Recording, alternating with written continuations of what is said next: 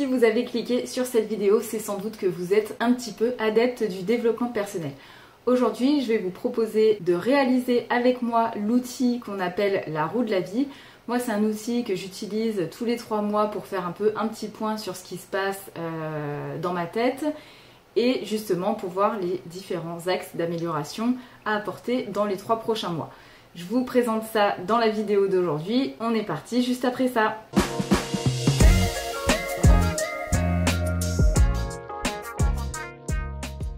Bonjour et bienvenue dans cette nouvelle vidéo sur la chaîne de Yoga Renaissance. Je suis ravie de vous retrouver aujourd'hui. Si vous ne me connaissez pas, je m'appelle Marlène et j'accompagne les personnes à mieux gérer leur stress au quotidien, à éviter le burn-out ou justement à s'en remettre un petit peu plus rapidement et sereinement surtout. Un des outils qui m'a aidé personnellement à me remettre du burn-out, c'est l'outil de la roue de la vie. Si vous ne connaissez pas cet outil, en fait, il va vous servir un petit peu à faire un point sur tous les différents aspects de votre vie à l'instant T et justement il va vous permettre de réfléchir aux différentes actions que vous aimeriez mettre en place pour aller un petit peu mieux et pour essayer d'augmenter un petit peu les niveaux où vous vous trouvez aujourd'hui. Pour ceci, je vous recommande d'investir, si ce n'est pas déjà fait, dans un carnet, dans un journal. Je vous mettrai le lien dans la description. Moi, le bullet journal, c'est quelque chose que j'utilise au quotidien et ça m'aide vraiment tous les jours à faire le point, à m'organiser et justement à m'enlever de la charge mentale, à m'enlever du stress et à renforcer ma confiance en moi. Enfin bref, je vais pas vous faire tous les bénéfices qu'il y a à utiliser un bullet journal, mais ça pourrait être l'objet d'une autre vidéo. D'ailleurs, si vous avez envie que ça le soit, n'hésitez pas à me mettre un petit commentaire ci-dessous. Si vous êtes nouveau sur cette chaîne, sachez que je partage toutes les semaines des vidéos en ce qui concerne la santé mentale, le stress, enfin en tout cas la gestion du stress et des conseils aux personnes qui sont ou ont été atteintes de burn-out puisque j'ai moi-même vécu cette épreuve. Je vous suggère donc de vous abonner pour de nouvelles vidéos chaque semaine. En tout cas, aujourd'hui, on est ici pour tracer ensemble donc l'outil de la roue de la vie.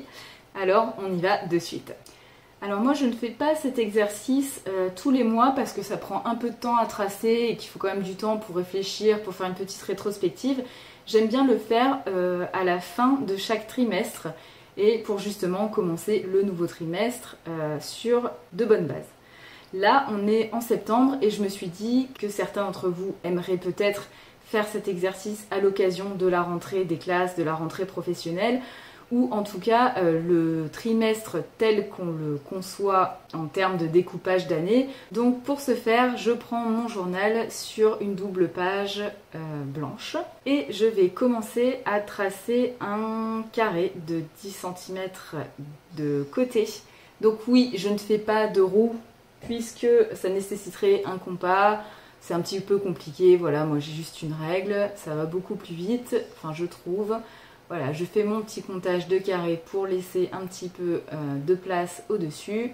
Enfin, j'ai dit 10 cm de côté, mais je compte avec les points. Hein. Enfin, tout dépend si votre carnet est à point, à ligne ou n'a rien du tout. En fait, il faut que vous puissiez noter les différents domaines de votre vie sur une note qui va de 1 à 10.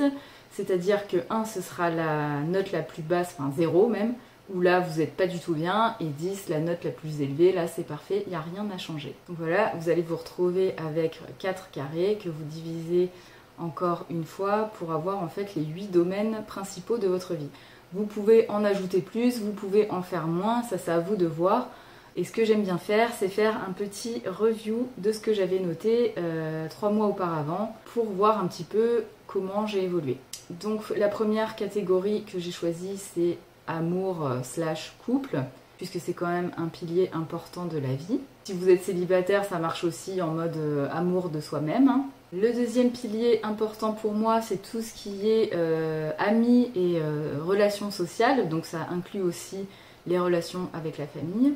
Le troisième pilier, évidemment, c'est le travail. Alors si vous êtes en burn-out ou en arrêt, Ça marche aussi, hein. Ici, vous pouvez évaluer comment vous vous sentez par rapport à votre situation au travail, hein. Il n'y a pas besoin d'être en poste pour mettre cette catégorie. Si vous êtes au chômage, ça marche aussi. La 4e catégorie, c'est l'argent, parce que évidemment, on en a tous besoin pour subvenir justement à nos besoins. La 5e catégorie, c'est environnement, maison, parce que se faire un petit cocon agréable, c'est toujours mieux, surtout quand on est amené à rester très longtemps chez soi.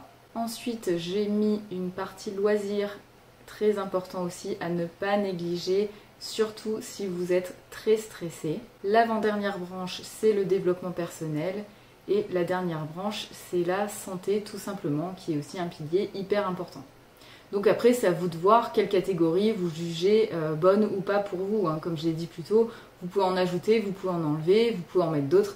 C'est vraiment à vous de voir dans quel domaine de votre vie vous voulez utiliser cet outil pour un petit peu évaluer tout ça. Donc une fois que j'ai tracé mon espèce de roue, mon carré de la vie, on va l'appeler comme ça, alors là je vais me poser et pour chaque catégorie, je vais me demander, ok, comment je me sens aujourd'hui, quelle note j'ai envie de noter sur une échelle de 1 à 10. Sachant que, comme j'ai dit, 0 ou 1, c'est vraiment nul, faible, enfin, on ne se sent pas bien. Et 10, c'est vraiment la super note, c'est parfait, il n'y a rien à changer. Donc là, ce qui est intéressant, hein, c'est surtout de ne pas vous mettre la pression et de ne pas se culpabiliser si on n'est pas bien dans un domaine de sa vie, hein, ou même dans tous les domaines de sa vie. Ça peut arriver quand on est en dépression, on peut avoir l'impression qu'il n'y a rien qui va. Mais l'important, c'est voilà, de voir à l'instant T comment vous vous sentez et justement si les actions ensuite que vous allez mettre en place grâce à ça vont vous permettre d'aller mieux ou au contraire de dégrader votre santé mentale, etc. Donc ensuite, le petit point totalement facultatif, mais voilà, qui donne un petit côté artistique, c'est de relier tous les points et ça vous permet aussi de voir si vous êtes plutôt équilibré à ce moment-là dans votre vie ou s'il y a vraiment des points qui surperforment, on va dire, ou des points où c'est vraiment la cata. Dans ces cas-là, les points où c'est vraiment la cata, on va dire que ça doit devenir vos priorités. Donc là, ma forme, j'ai fait l'exercice de manière totalement honnête et je trouve que c'est rigolo, j'avais jamais eu cette forme-là. Et là, on peut dire que, voilà, moi les points, mes axes d'amélioration pour le mois de septembre, parce que je pense que j'en referai un pour le trimestre à venir, donc de octobre, novembre, décembre, et ben ce sera intéressant de voir si les objectifs que je me suis mis, ou pas d'ailleurs, est-ce que ça a changé quelque chose sur mon ressenti par rapport à cette situation. Donc là, pour faire la petite déco, j'ai juste ajouté le petit titre, je me suis pas pris la tête avec mon marqueur noir. Et un petit rappel que j'aime bien mettre en dessous aussi pour combler le vide, et ça fait une petite déco, c'est le rappel des objectifs SMART, spécifiques, mesurables, atteignables, et j'aime bien ajouter ambitieux, moi, parce qu'il faut quand même qu'il y ait un petit peu de défi, sinon c'est pas intéressant. On en était au R réaliste, parce que ça ne sert à rien de se mettre des objectifs qui ne sont pas qui sont trop hauts, parce que ça va vous démoraliser.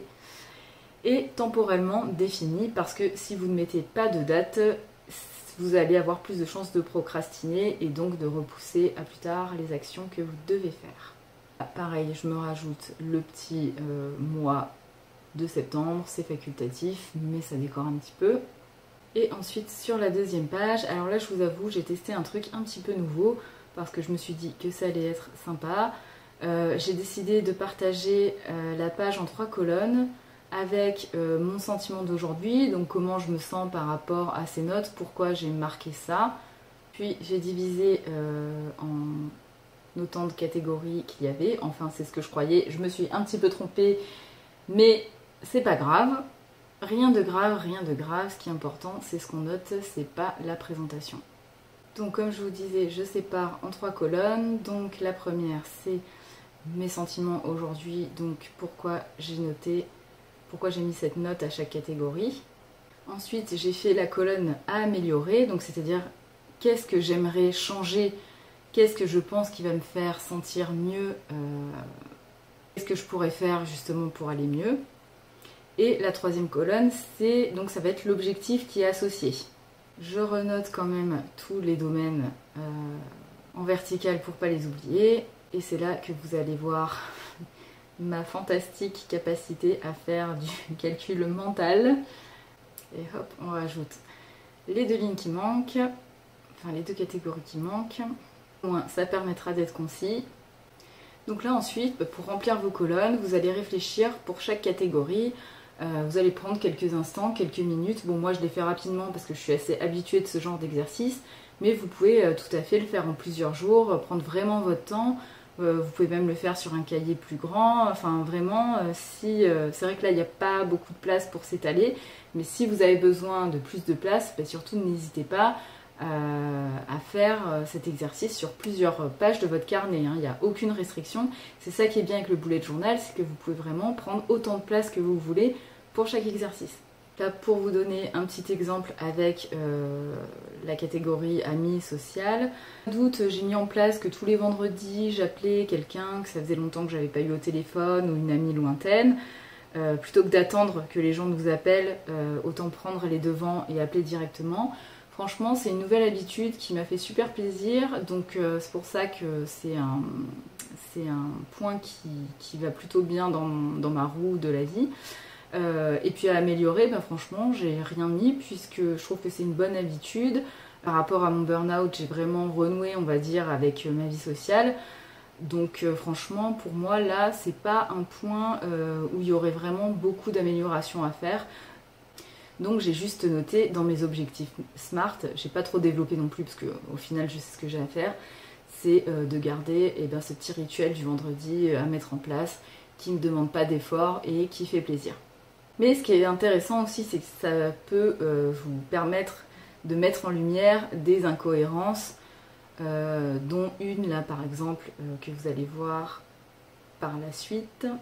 Par exemple, dans ma catégorie santé, voilà, je me suis noté que j'avais pris du poids cet été parce que j'avais pas vraiment fait attention à mon alimentation, que j'avais eu du mal à me motiver pour aller au sport, notamment à cause de la chaleur.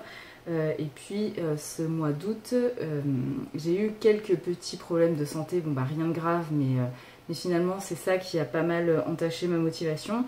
Dans les points améliorés, je me suis noté que oui, évidemment c'était l'alimentation, mais ça je sais que c'est un gros point noir. J'ai vraiment du mal à mettre en place des choses pour ça, mais ça pourrait faire l'objet d'un défi justement, et puis ça joue aussi sur notre santé mentale, c'est vrai. Donc si ça vous intéresse que je mette en place un défi de ce genre, surtout n'hésitez pas à me le dire, ça ne fera que me motiver, donc allez-y, faites-vous plaisir dans les commentaires. Et au final, dans les objectifs, qu'est-ce que j'ai noté ? J'aurais très bien pu noter, par exemple, je sais pas, je dis une bêtise, manger 5 fruits et légumes par jour, par exemple. Et non, à la place, c'est important aussi, mais je me suis noté de justement faire soigner tout ce que j'ai à soigner et avant la fin du mois, quoi. Voilà. Donc ça, je sais que en termes de santé, justement, vous avez pu le voir sur le petit graphique. C'est pas folichon, on va dire que j'ai déjà été mieux, mais rien de grave non plus. Voilà, je sais grosso modo ce que j'ai à mettre en place, mais clairement, c'est un outil aussi qui va vous montrer que clairement, en fait, vous pouvez pas tout faire dans votre mois. Moi, je vous conseille de vous focaliser sur 3 grands domaines, et puis de toute façon, si vous avez lu mon article sur les méthodes d'organisation que je vous mettrai en barre d'infos, vous savez que moi je vous déconseille de vous mettre plus de 3 grands objectifs par jour. Voilà, si mettons que la santé et l'alimentation ça fait partie d'un grand principe que vous voulez améliorer, ça va être dans votre to-do list. Si vous voulez vous cuisiner des repas healthy, voilà, forcément ça prend du temps. Donc c'est à vous de voir où vous voulez placer le curseur. C'est pour ça que cet outil aussi il est assez intéressant puisque voilà, il vous permet tout simplement de voir où vous pouvez et où vous devez mettre votre priorité pour mettre plus de conscience en fait dans votre emploi du temps et dans les choses que vous avez envie de faire. Voilà, on arrive à la fin de cette vidéo, donc j'espère que voilà, cette petite vidéo en live vous aidera à faire votre propre roue de la vie pour ce prochain trimestre qui arrive ou pour tous les trimestres d'ailleurs. Voilà, si vous avez envie de le faire tous les mois, vous pouvez aussi tout à fait, c'est vous qui voyez. En tout cas, moi je trouve que c'est un super outil de développement personnel pour justement voilà, évaluer un petit peu les domaines de sa vie. Ce qui est intéressant, c'est de le faire vraiment sur le long terme. Comme ça, vous pouvez voir votre évolution et mettre en place des actions correctives assez rapidement pour justement prioriser votre santé mentale puisque c'est toujours le plus important. C'est pour ça qu'on fait tout ça. En tout cas, je vous remercie d'avoir regardé cette vidéo. Si justement les problèmes de charge mentale et de stress, ça vous pourrit la vie, je vous propose de vous rendre sur mon site internet où j'ai mis en place un petit e-book qui va vous permettre de savoir si vous êtes oui ou non hyper stressé, voire en burn-out. Et je vous propose aussi des solutions pour y remédier en seulement 15 minutes par jour. C'est cadeau, c'est pour vous, donc allez-y, n'hésitez pas à le télécharger si ça vous intéresse. En attendant, je vous souhaite une bonne fin de journée et je vous dis à très vite. Ciao!